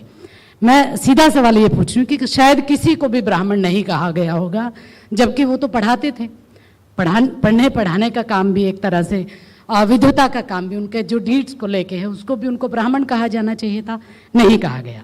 आज के अगर हम मॉडर्न टेक्नोलॉजी के, जिसमें आप गूगल का बार बार जिक्र करते हैं, जब हम किसी भी चीज़ के लिए अप्लाई करते हैं, चाहे वह वीज़ा के लिए हो, पासपोर्ट के लिए हो, नेट के एग्ज़ाम के लिए हो, तमाम आजकल गूगल का बड़ा ट्रेंड है कि हम लोग गूगल फॉर्म फिलअप करते हैं। आप देखिएगा जब हम गूगल फॉर्म फिल करने शुरू करते हैं तो मैंडेटरी आता है कुछ कॉलम कि मैंडेटरी आपको फिल करना है। जैसे नेम, सॉरी क्या फिल करते हैं? कोई भी गूगल फॉर्म जब हम क्या फिल कर, क्या आता है? जैसे हम पहला आएगा नेम, आप नेम फिल करिए, आपने नेम डाल दिए, जैसे मैंने डाला कौशल, उसके बाद आता है सरनेम डालिए। तो वहां अगर मेरा नाम सरनेम नहीं है, मतलब मिश्रा नहीं है, सिंह नहीं है, चौबे नहीं है, तो मैं वहां अपना नाम कौशल डालती हूँ, तो वो ग्रामेटिकली भी गलत होगा और डॉक्यूमेंट्री भी गलत होगा। लेकिन वहां पर क्योंकि मैंडेटरी है, तो इसका मतलब आप ये जानना चाहते होते हैं, गूगल भी इवन आज के टेक्नोलॉजी वाले युग में भी ये जानना चाहता होता है कि आपका सरनेम क्या है। और सरनेम का मतलब सीधा सा ये है कि आप किस समुदाय से आते हैं या आप किस कैटेगरी से आते हैं आज के टेक्नोलॉजी के युग में। तो सर मेरा सवाल सीधा आपसे ये है कि इतने गैप के बाद, एंशिएंट पीरियड से लेकर मॉडर्न टेक्नोलॉजी, ग्लोबलाइजेशन के युग तक, हम इसको क्यों नहीं सॉल्व कर पाए? आपका इंपीरियल कॉलेज, मुझे आज भी याद है जब मैं कॉलेज में एक लेक्चर देने गई, वहाँ आपका बाकायदा नाम मैंने पढ़ा, मुझे बहुत गर्व महसूस हुआ कि मेरे विश्वविद्यालय के वाइस चांसलर यहाँ से पढ़ के आए हैं। और आपको तमाम बार सुनती हूँ, इसलिए ये उत्साह भी कर पाई हूँ, अन्यथा शायद नहीं ये सवाल बोलती। मैं खुद संस्कृत पढ़ाती हूँ। तो मेरा सवाल आपसे ये है कि इसको क्यों नहीं सॉल्व कर पा रहे हम? आज हम नेशनल एजुकेशन पॉलिसी की तरफ बढ़ रहे हैं और टीचर और विद्यार्थी का एक अच्छा संबंध भी स्थापित करना चाह रहे हैं, जो सोसाइटी की तरफ से रिप्रेजेंट कर रहा है। टीचर भी सोसाइटी से आ रहा है और विद्यार्थी भी आ रहा है। तो इसको आप कैसे सॉल्व करेंगे? क्या हमारी इकोनॉमी में बाधा नहीं बनता? Thank you sir. I cannot answer this question in the way I think you expect me to answer. It's not important to denote someone by either a surname or by any, recognition. The important thing is that the person be given freedom to pursue, and, I believe each one of us is born with a drum beat. अंतर्ध्वनि है हर किसी व्यक्ति विशेष में. असली शिक्षा तब आरंभ होती है जब वह व्यक्ति विशेष अपनी अंतर्ध्वनि को सुन ले, पकड़ ले और उसके अनुकूल इस धरती पे कदम रखने लगे. तब जाकर शिक्षा उसकी आरंभ होती है और ये जीवन भर की यात्रा होती है. बहुत कम लोग हैं जिनको हम कहेंगे कि दे आर ट्रूली एजुकेटेड. भगवान बुद्ध हुए, ऐसे लोग हुए, वो अलग बात है. और इससे कोई डिग्री और फॉर्मल रिकॉग्निशन और ये कहें वो कहें उपाधि दें, उससे कुछ लेना देना नहीं. कबीर तो कुछ नहीं पढ़े थे और कबीर से बड़ा ज्ञानी क्यों ना. मैंने अभी गणना की थी विदेशों में कितनी पीएचडीज कबीर पे हुई हैं. वो तो कुछ भी नहीं पढ़े थे. जितना मैंने सुना है कबीर फॉर्मल एजुकेशन तो बिल्कुल नहीं उनको मिला था. One of the greatest scientist of the world of his time and one of the greatest in the history of science, Michael Faraday, दूसरी कक्षा तक ही पढ़े थे. दूसरी कक्षा में वो गरीब थे, निकाल लिए गए थे. हमें संस्थाओं को ऐसा बनाना चाहिए उदारवादी विचारधारा से कि इन चीज़ों से हम परे रहें. और देखिए हम लोग का समय तो जा रहा है, आपकी पीढ़ी अब आ रही है. आप ही लोग प्रयास कीजिए, राष्ट्र का हित कीजिए, अच्छी चीज़ों से जुड़िए और ये साधु सात्विक विचार जब आएंगे और उनको हम लागू करेंगे तो ये जब हम देखते हैं बच्चों को, जैसे अभी जम्मू में भी मैं देख रहा हूँ कि अलग अलग प्रांत से बच्चे आए हैं पढ़ने. महिलाएं भी हैं, लड़कियां भी हैं, लड़के भी हैं. और हम उनको ग्रुप में बांट देते. कोई नहीं पूछता कि तुम किस स्कूल से हो, कि तुम्हारी अंग्रेजी अच्छी है या तुम्हारी जात या धर्म क्या है. वो बच्चे इतना तन मन धन से घुल मिल गए हैं. इसी में मैं मानता हूँ कि भारत का भविष्य है, उसी से भविष्य उज्जवल होगा. और शिक्षा की संस्थाओं में ये प्रधान हमारा दायित्व यही होना चाहिए कि हर बच्चे को अवसर दें कि अपने अंतर्ध्वनि को पकड़ ले. और जब जब हमने ये व्यवहारिक प्रयोग किए हैं, और मैं मानता हूं ये मेरी आइडियाज नहीं है, महात्मा गांधी, टैगोर सबने कहा और उसके पहले हरिद्रुमत ने भी कहा और बहुतों ने कहा है, विदेशों में कहा है. उन्हीं को दोहराते हैं तो हमें सफलता मिलती है. I see that all the time. I see that. Let's just be. वो जो स्ट्रीट चिल्ड्रन को मैंने लिया था, न उन्होंने पूछा कि साहब हम इस धर्म या जाति या सरनेम से, न हमने पूछा. उनको भी सफलता मिली, हमको भी मिली. हम तो बहुत सीखा उनसे. संस्थाओं को इस दृष्टिकोण से चलेंगे तो भला होगा. Thank you, sir. I now request Professor Nageshwar Rao, Vice-Chancellor, Indira Gandhi National Open University, to please deliver the presidential address.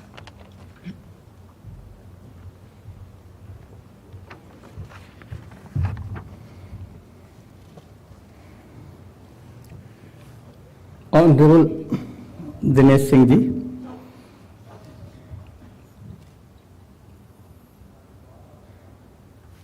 Vice Chairman, Higher Education Council, Jammu and Kashmir,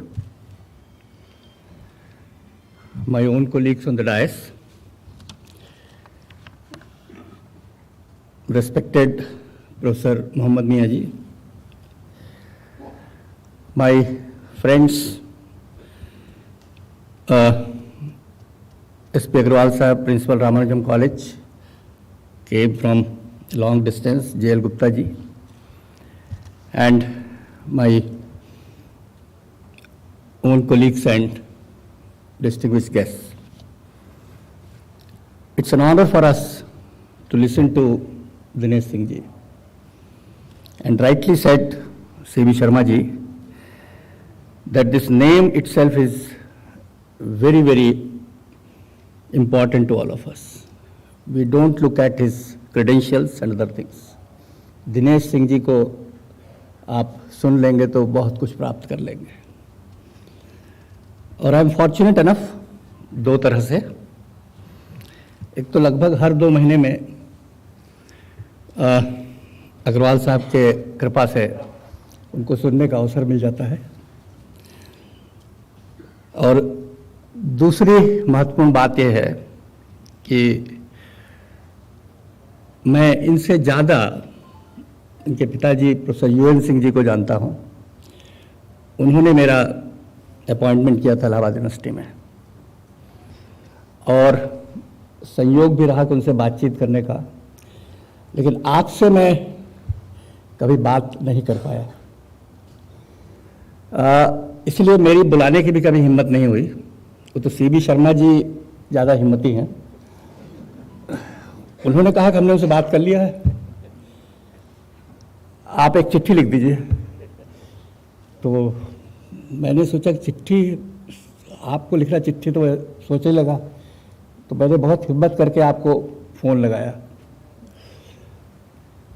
तो चूँकि आप खुद ही यहाँ पर 2006 के बाद 18 साल बाद यहाँ पर आ रहे हैं, तो आपको मैं दूर से देखता था, सुनता था, और आपके बारे में जानता भी बहुत कुछ था, लेकिन बुलाने की हिम्मत कभी नहीं हुई।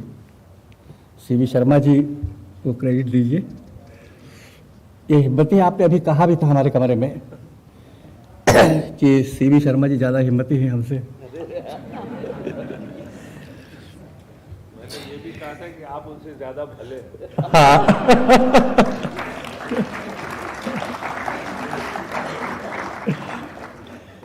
लेकिन यहाँ पर शायद बहुत से लोग न स्वीकार करें, इसलिए मैंने उसको यहाँ कोट नहीं किया, क्योंकि वाइस चांसलर शायद भला होता है कि नहीं होता, मुझे डाउट है।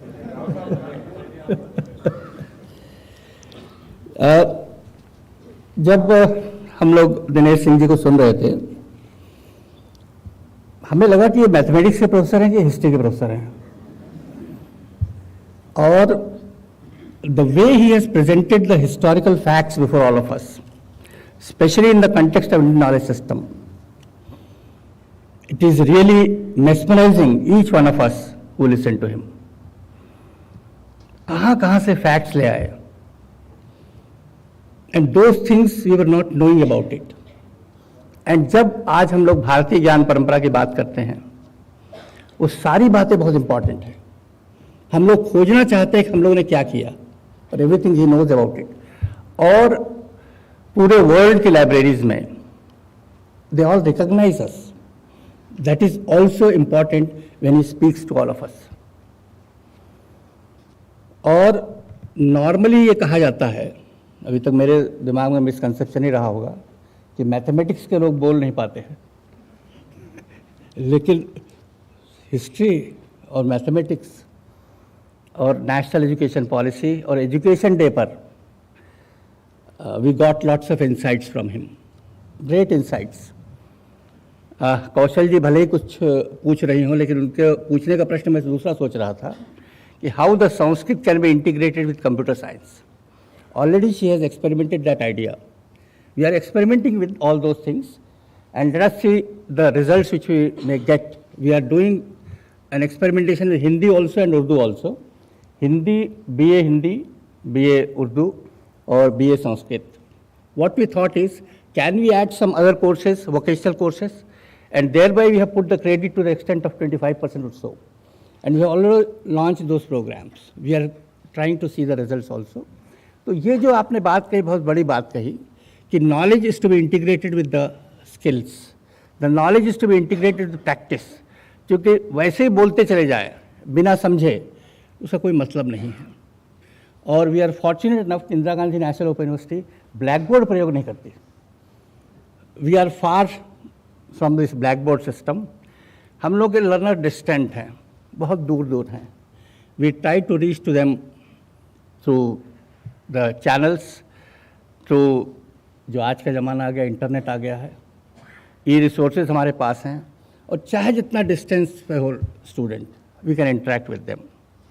और शायद that is what rightly you said कि फेस टू फेस इंटरेक्शन का अपना महत्व जरूर है, but the contents which we can deliver through other modes, that is also becoming more more importance. आज के समय में हमारा सारा का सारा मटीरियल मोबाइल पर है, ई कंटेंट ऐप के रूप में। Everything is there, channels are there through which anyone can listen the educational contents comfortably at their home. And again, they will have the contents in the YouTube later on when they feel that it is required for them. तो changes आ रहे हैं और बहुत बड़ी बात इन्होंने कही, अगर हम उन चेंजेस से अपना मुंह मोड़ लेंगे, समय का इंतजार करेंगे कि शायद हम अपने आप ही हमारा ग्रोथ होने लगेगा, it's not easy. Lots of developments are taking place. Even national education policy जो 2020 आई है, it is giving us lots of insights. And transformation in higher education, that is the need of the hour. और वो हम लोगों को करना पड़ेगा. और अगर हम लोगों ने कुछ नहीं किया तो हम लोग उस दौड़ में बहुत पीछे रह जाएंगे जहाँ वर्ल्ड की बहुत सी कंट्रीज आगे बढ़ रही हैं. और उनके एक एस्पेक्ट नहीं है नेशनल एजुकेशन पॉलिसी के, डिफरेंट एस्पेक्ट्स हैं. And they all are learner centric. They talk about the integration. They never talk about the isolation. Integration of disciplines. Integration of knowledge, skills and values. Integration of theory and practice. अब देखिए, और सबसे बड़ी बात जो sir ने कही कि जो हम लोग का माइंड है, जिस पर मैं बार बार बात भी करता हूँ, कि बेसिकली हमारे क्रिएटिव जीनियस को बचपन से ही दबा दिया जाता है.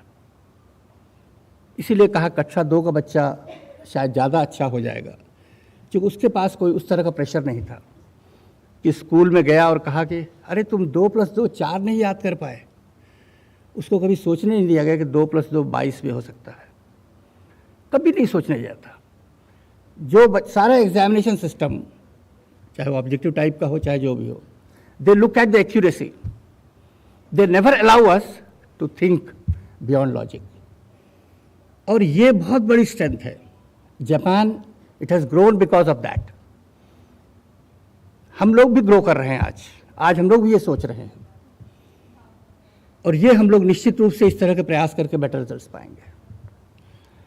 आज तो हम जो आपसे सुने हैं उसको भूलना नहीं चाहते, और अभी थोड़ी देर बाद पूनम जी हमसे कहेंगे कि आपका समय खत्म.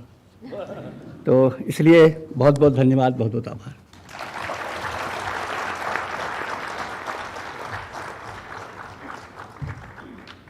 Thank you very much, sir.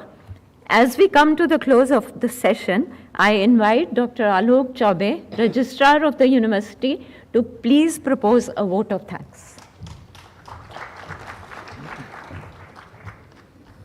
It is really a great honor for me to be here among such a august gathering, and being given opportunity to express my gratitude and vote of thanks for this such a wonderful event and meaningful, knowledgeful and very relevant event. I really, first of all, I want to express my gratitude to our chief guest, Padma Shri Professor Dinesh Singh ji, Vice Chairman, Higher Education Commission, Jammu Kashmir, and ex-Vice-Chancellor, Delhi University, for giving his precious time for this event and giving a wonderful lecture, meaningful lecture and very relevant lecture, which stunned us with so many hidden points he raised before us. So till now we were not knowing all those issues, and that is why his lecture, his vibrant speech that opened so many fronts inside our thought process regarding education system. So I once again, sir, I am very thankful on behalf of University and School of Education for giving us such a wonderful speech, and you have given us, enlightened so many fronts within us, so that naturally we will think over it and we will try to apply it in future. You have rightly told that knowledge is meaningless if it is not in action. If so, and definitely our long heritage of prosperity in knowledge and economics because of our knowledge with action. आपने बिल्कुल सही कहा कि हमारा जो mathematics का ज्ञान है वो उस समय हमारी शिपिंग इंडस्ट्रीज़ के पास था और वो वर्ल्ड में सबसे आगे थे। बहुत सारा हमारा खगोलीय जो शास्त्र है वो भी हमारा मैथमेटिकल एक्यूरेसी के साथ था। ये सारी चीज़ें एप्लीकेशंस ही थी और उसके साथ साथ ट्रेड के प्रति हमारा गणित विज्ञान का ही जो नॉलेज था जिसने ट्रेड में भी हमको आगे बढ़ाया। यही दो चीज़ें, ये दो तीन चीज़ें एप्लीकेशंस इतनी महत्वपूर्ण होती हैं, इसमें गणित का योगदान बहुत ज़्यादा होता है। और चूंकि आप गणित विज्ञान के ही एक्सपर्ट हैं तो आपने उसकी हिस्ट्री को बहुत अच्छे से हम लोग के सामने रखा है और बहुत सारे फ्रंट आपने हमारे सामने खोले जो हमारे लिए बिल्कुल अननोन थे। We are really very very thankful for the giving such a knowledgeable and meaningful speech before us. Now I come to next our honorable Vice Chancellor sir. So Vice Chancellor sir की तो speech हमेशा ही inspirational रहती है और हम लोग को चूंकि उनके साथ काम करने को मिलता है तो हम लोग को हमेशा उनसे नई नई चीज़ें सीखने की मिलती हैं। वहाँ एक चीज़ ज़रूर जिक्र करूँगा, जैसे CV शर्मा साहब ने कहा कि जब वाइस चांसलर साहब का इतना नम्रतापूर्वक व्यवहार देखते हैं ऐसा लगता नहीं कि वो वाइस चांसलर हैं। मैं इसका उल्टा कहता हूँ, यही देख के हमको लगता है कि वो वाइस चांसलर हैं, क्योंकि आज जितने हम्बली मुझसे चीफ गेस्ट साहब भी मिले तो वहीं समझ में आ गया कि उनका ज्ञान कितना शिखर पे होगा और उनकी स्पीच से वो हमको जान भी पड़ा। उसके बाद मैं ये कहना चाहूँगा कि सर का आशीर्वाद हमेशा रहता है और सर ने हमेशा हर चीज़ में आगे बढ़ के लीड लेके कहीं भी कोई समस्या हम लोग को किसी भी फ्रंट पे आती है सर सॉल्व करते हैं। तो सर के लिए तो हम हमेशा ही थैंकफुल हैं, पूरे टाइम थैंकफुल हैं। उसके बाद मैं एक चीज़ ज़रूर यहाँ कहना चाहूँगा कि कुछ प्रश्न भी बीच में हुए हैं, तो जैसे कि जी उन्होंने कहा, दोस्तों एक चीज़ मैं आपके सामने ये रखना चाहता हूँ कि ऐसी क्या चीज़ है जिससे हम सारे लोग बंधे हैं। देखिए हमारे सरनेम अलग हैं, हमारी भाषा भी अलग हो सकती है, हमारे रीजन अलग हो सकते हैं, ऐसी क्या चीज़ है जो हमारे को एक साथ बांधती है? वो बांधती है हमारी भारतीयता। हम सभी में से कोई ये नहीं कह सकता कि मैं भारत का नहीं हूँ, मैं भारतीय हूँ। और आज की डेट में भारतीय होने के नाते हमारा भारत के प्रति सोच होना ये एक बहुत ज़रूरी है। हमारा देश हमसे ये कहता है कि भाई मैं युगों से आपको पाल रहा हूँ, लेकिन आप मुझे क्यों नहीं पिता मानते, मुझे क्यों नहीं पालक मानते, आप मेरे बारे में क्यों नहीं सोचते? मैं युगों से हूँ, आज भी आप भाषाओं से लड़ते हैं, आप अपने पर्सनल इंटरेस्ट में लड़ते हैं, लेकिन आप मेरे पास क्यों नहीं आते अपनी समस्याओं को लेके? इसके लिए मैं आपको उदाहरण देना चाहूँगा कि अभी पीछे से उन्होंने बोला था कि हम क्या थे क्या हो गए। दोस्तों जब हम घर में हमारा कोई विवाद होता है, हम बच्चे बड़े हो जाते हैं और वो विवाद होता है और वो जब अपने पेरेंट्स को नहीं मानते तो वो उनके पास विवाद सुलझाने नहीं जाते और उनका विवाद बाहर चला जाता है और बाहर कई बार इतना दूर तक चला जाता है कि उनको जेल भी हो जाती है। ये 1000 साल की जेल हमारे पूर्वजों ने झेली है। क्यों? क्योंकि हमने अपनी समस्या अपने घर में नहीं सुलझाई, हमारी समस्या बाहर गई, बाहर से लोगों को हमने सुलझाने बुलाया और उन्होंने हमको गुलाम बना लिया। तो ये हमारे लिए एक बहुत बड़ा सबक है कि आज भी हम अपने राष्ट्र के प्रति अगर नहीं सोचते और हम अपनी इंडिविजुअलिटी पे जाते हैं तो हम शायद फिर से कोई गलती कर रहे होंगे। और मैं ये राष्ट्र हमसे क्या उम्मीद करता है, ये चीज का राष्ट्र का जो मर्म होता है ये हमारी राष्ट्रीय शिक्षा नीति में रखा गया है और उसमें ये कहा गया है कि एक राष्ट्र किस प्रकार का यूथ चाहता है, एक राष्ट्र किस प्रकार का एजुकेशन चाहता है। एजुकेशन सिर्फ आपकी डिग्री नहीं होती, एजुकेशन सिर्फ एक्सपर्टाइज नहीं होता, इससे बहुत आगे होता है। तो एजुकेशन के बारे में जो हमारी राष्ट्रीय शिक्षा नीति ने इसको इतना अच्छा फोकस किया है और मुझे ये जान के मैं बड़ा गदगद हूँ कि इसमें भी सर का बहुत बड़ा योगदान है हमारी राष्ट्रीय एजुकेशन पॉलिसी को ड्राफ्ट करने में। तो मैं एक बार फिर उनको धन्यवाद देता हूँ कि उन्होंने राष्ट्र के मर्म को सामने लाया है। इसके बाद मैं कहना चाहूँगा कि आज का जो फंक्शन आयोजित किया गया है एजुकेशन डे पे, आज हमारी बर्थ एनिवर्सरी है मोहम्मद अबुल कलाम आज़ाद साहब के, हमारे प्रथम एजुकेशन मिनिस्टर साहब की। तो ये एक इवेंट आयोजित किया और इसमें बड़े थॉटफुल डिस्कशन हुए, बहुत सारी चीज़ें हमारे को पता चली। इसको आयोजन के लिए मैं इस स्कूल ऑफ एजुकेशन के हमारे डायरेक्टर CV शर्मा जी को भी बहुत ज़्यादा धन्यवाद देता हूँ, अपनी ओर से बहुत बहुत धन्यवाद करता हूँ। हैं और नहीं, मैं सभी पे आ रहा हूँ सर। और इस वंडरफुल इवेंट्स की जो एंकरिंग करी है मैडम पूनम है, मैं उनके प्रति भी अपना आभार व्यक्त करता हूँ। अब मैं आता हूँ कि हमारे मंच के सम्मुख जो विराजमान हैं प्रोफेसर सत्यकाम सर, हमारे समकुलपति जी, प्रोफेसर उमा कांजीलाल हैं समकुलपति, प्रोफेसर सुमित्रा कुकरेती मैडम समकुलपति, प्रोफेसर श्रीकांत मोहपात्रा जी समकुलपति, प्रोफेसर मनरूप सिंह मीणा जी उप समकुलपति, और प्रोफेसर किरण हजारिका जी जो आज हमारे सम्मुख उपस्थित हैं, और उनकी ग्रेशियस प्रेजेंस ने भी इस कार्यक्रम की शोभा बढ़ाई है। मैं आपका भी बहुत बहुत धन्यवाद देता हूं। आज हमारे बीच में सभी स्कूलों के डायरेक्टर्स भी उपस्थित हैं, और डिवीज़न हेड्स हैं, एकेडमिक और नॉन एकेडमिक फैकल्टी स्टाफ है, और मैं उन सभी के प्रति जो भी सपोर्टिंग स्टाफ हैं, जो भी डिग्नेटरीज हैं जो सामने उपस्थित हैं, आज आए, इन्होंने इस प्रोग्राम की शोभा बढ़ाई, इस प्रोग्राम को सफल बनाया, मैं उनके प्रति भी मैं अपना आभार व्यक्त करता हूं। उसके बाद में इसमें ये बात ज़रूर थी कि बहुत सारे लोग किसी भी फंक्शन को सफल बनाने में पीछे से काम करते हैं, और उसके लिए जो भी आगे पीछे परोक्ष अपरोक्ष रूप से इसमें शामिल रहे हैं, और इसकी ऑर्गेनाइजिंग कमेटी खास तौर पर इसके लिए जिम्मेदार है, जिन्होंने आज का ये फंक्शन बहुत मीनिंगफुल और एक बहुत टाइमली जो फंक्शन हमारा किया, और हमारे यहाँ जो चीफ गेस्ट आए हैं और उनका ये भाषण करके हम सबको अनुग्रहित किया है, मैं उनको भी बहुत ज़्यादा अपना आभार व्यक्त करता हूँ। और एक बार फिर मैं सभी को धन्यवाद देता हूं, और इसके बाद मैं अनुरोध करता हूं कि हम सभी राष्ट्रगीत के लिए खड़े हो जाएंगे, है ना।